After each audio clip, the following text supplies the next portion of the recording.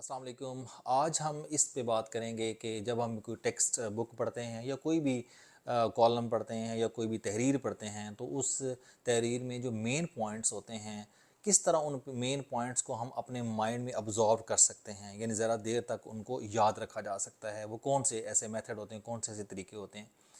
क्योंकि आम तौर पे तो जनरल यही होता है कि जब हम कोई तहरीर पढ़ लेते हैं तो बाद में हमें उसको सही तौर पे याद रखना मुश्किल होता है हमारे लिए, हम याद नहीं कर पाते। लेकिन अगर हम इन चंद पॉइंट्स को ज़हन में रखेंगे तो वो तहरीर हमेशा हमेशा के लिए हमें याद रहेगी।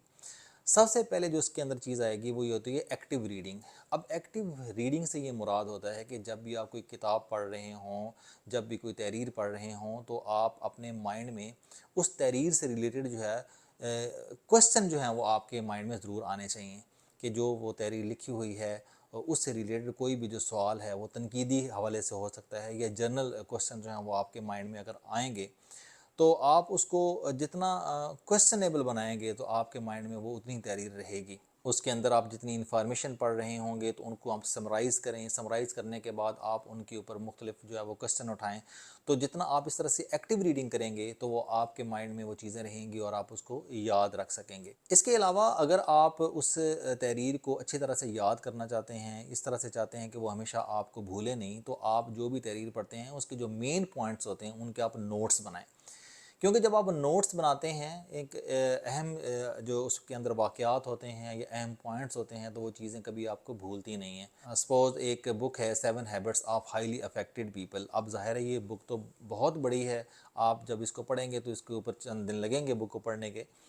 लेकिन अगर आप उन 7 हैबिट्स को अगर वैसे उसके नोट्स बना लेंगे, लिख लेंगे, जैसे कि उसके अंदर जो है फ़र्ज़ करें पहली हैबिट जो है वो है प्रोएक्टिव होना। तो अगर आप प्रोएक्टिव लिख के और उससे रिलेटेड के प्रोएक्टिव कौन से लोग होते हैं आप 2-4 लाइनों में उसका नोट्स बना लेते हैं। इसी तरह से उसका अगर अगला पॉइंट है कि अगर आप दूसरों को पहले समझें और तब खुद अपनी बात उनको समझाएं, इस तरह का कोई पॉइंट अगर एक हैबिट है या उसके अंदर कोई एक हैबिट है, साइनर्जी है, तो उस पॉइंट को आप लिख लें और उससे रिलेटेड जो वाक़यात हैं उनके हिंट बना लेंगे तो वो चीज़ आपको कभी भी नहीं भूलेगी और वो आप चीज़ आपको हमेशा याद रहेगी। तो जब भी कोई तहरीर पढ़ते हैं, जब भी कोई किताब पढ़ते हैं, जब भी कोई वाक़या पढ़ते हैं तो उस वाक़े को किसी न किसी चीज़ के साथ जो है वो विजुलाइज़ करने की कोशिश करें। या तो आप ख़यालाती तौर पे उसको सोचें उस वाक़े को और एक इमेजिन की सूरत में एक तस्वीर और एक वीडियो की शक्ल में जब आपके सामने वो चीज़ होगी तो वो भूलेगी नहीं। आपने देखा होगा कि आप हम आम तौर पे जब कोई ड्रामा या कोई मूवी देखते हैं उसके अंदर जब कोई स्टोरी होती है तो जब भी हम दोबारा उसको रिकॉल करते हैं तो वो हमें उसी वक्त याद चीज़ें आ जाती हैं बजाय इसके कि जो सिर्फ हमने पढ़ी हुई हों। तो इसलिए अगर हम किसी ख़ास स्पेसिफ़िक चीज़ के बारे में पढ़ रहे हैं तो अगर हम गूगल में जाएँ या यूट्यूब के ऊपर जाएँ और वहाँ से उससे रिलेटेड अगर हम वीडियोज़ देख लेते हैं तो फिर वो चीज़ें हमें कभी भूलती नहीं हैं। क्योंकि जब हम पिक्चर की सूरत में या एक वीडियोज़ की सूरत में जब हम उनको मेमोराइज़ करने की कोशिश करते हैं तो वो चीज़ें हम हमेशा याद रख सकते हैं, भूलते नहीं हैं हम चीज़ें।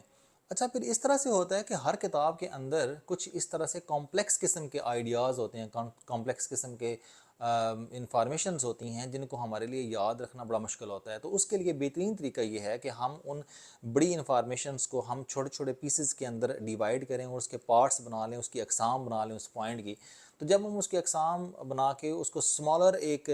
आइडियाज़ में स्मॉलर चीज़ों के अंदर डिवाइड जब हम कर लेते हैं तो उनको याद रखना भी हमारे लिए बड़ा आसान हो जाता है। मिसाल के तौर पे हम ये कहते हैं कि जी वेल्थ है, वेल्थ में तो बहुत सारी चीज़ें आ जाती हैं,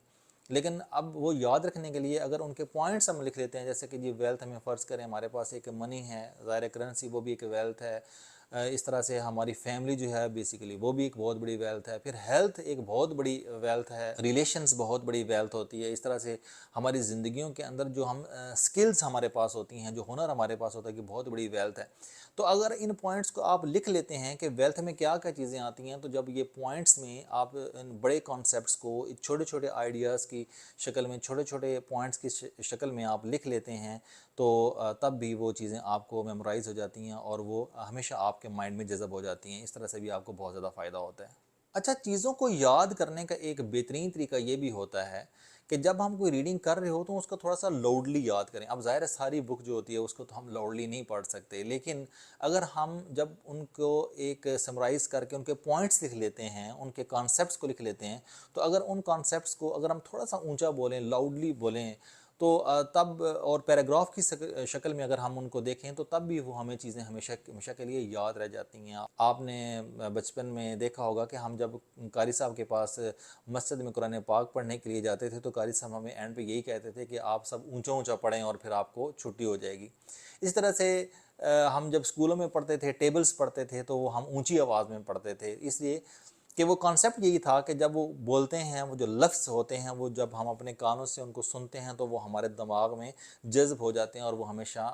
याद रहते हैं, भूलते नहीं हैं। अच्छा, फिर जब हम किसी भी चीज़ को याद रखना चाहते हैं तो याद रखें, उसके लिए हमें बार बार उस चीज़ को रिपीट करना होता है, रिवाइज़ करना होता है।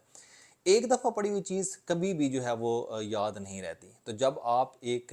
अच्छी सी कोई तहरीर पढ़ लेते हैं और उसके पॉइंट्स बना लेते हैं तो आप उसको रिव्यू करें, उस सारे का सारा खुलासा जो है वो अपने माइंड में लेके आएँ और फिर उनके जो पॉइंट्स होते हैं लिखे हुए, अगर उनको आप रिपीट कर लेते हैं, पढ़ लेते हैं 1-2 दफ़ा, तो फिर भी वो चीज़ें हमेशा हमेशा के लिए आपके माइंड में जज़ब जाती हैं, वो भूलती नहीं हैं। चीज़ों को याद रखने का या किसी भी बुक को याद रखने का, उसमें मेन पॉइंट्स को याद रखने का एक जो सबसे बेहतरीन तरीका है वो ये है कि आपने जो भी चीज़ें उस किताब के अंदर पढ़ी हैं, जो आपको समझ आई हैं, वो आप दूसरों को टीच करना शुरू कर दें, दूसरों को बताना शुरू कर दें।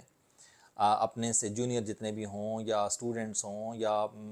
अपने इर्द गिर्द दोस्त हों, आपने जो भी कोई बेहतरीन चीज़ पढ़ी है, आप उन दूसरों को टीच करें, दूसरों को बताएं, तो इस तरह से भी वो आपके ज़हन में जो हमेशा हमेशा के लिए अब्ज़ॉर्ब हो जाएगी और वो चीज़ कभी आपको भूलेगी नहीं। इसलिए कहते हैं ना कि ये जो इल्म है, आप जितना ज़्यादा बांटते हैं इतना ज़्यादा वो बढ़ता चला जाता है। उसकी वजह यही होती है कि जो चीज़ आप पढ़ते हैं, अगर आप उसको दूसरों तक भी पहुँचाते हैं तो वो हमेशा हमेशा के लिए आपको चीज़ याद रह जाती है। इसलिए ये एक बड़ी ज़बरदस्त टेक्नीक है चीज़ों को याद रखने के लिए